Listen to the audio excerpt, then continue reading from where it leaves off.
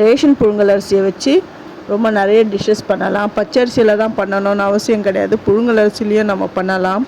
புட்டு இடியாப்பம்லாம் ரொம்ப நல்லா வரும். கை முறுக்கு செமையாக வரும். இதை ஃபஸ்ட்டு மாவாக திரிக்கிறது எப்படி அப்படிங்கிறத நான் இதில் சொல்கிறேன். ஃபஸ்ட்டு ரேஷன் புழுங்கல் அரிசி தான் எடுத்திருக்கேன். இந்த அரிசியை ஒரு கிண்ணத்தில் சேர்த்துடுறேன்.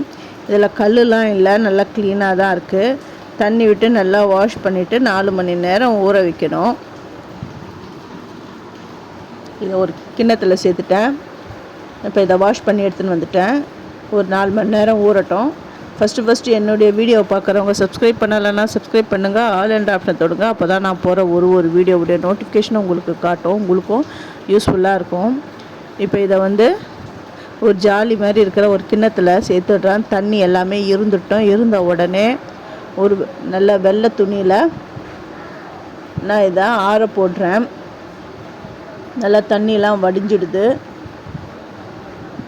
இப்போ க்ளீனான ஒரு துண்டில் போட்டு கொஞ்சம் நேரம் ஆற விடணும்.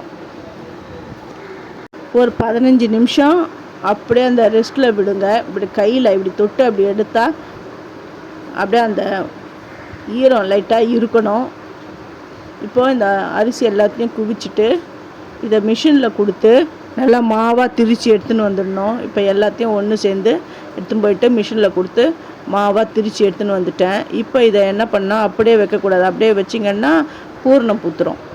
இதை நிறம் மாறாமல் நல்லா வறுத்துட்டு ஆற விட்டு ஒரு பாக்ஸில் போட்டு வச்சுக்கலாம். தேங்க்யூ.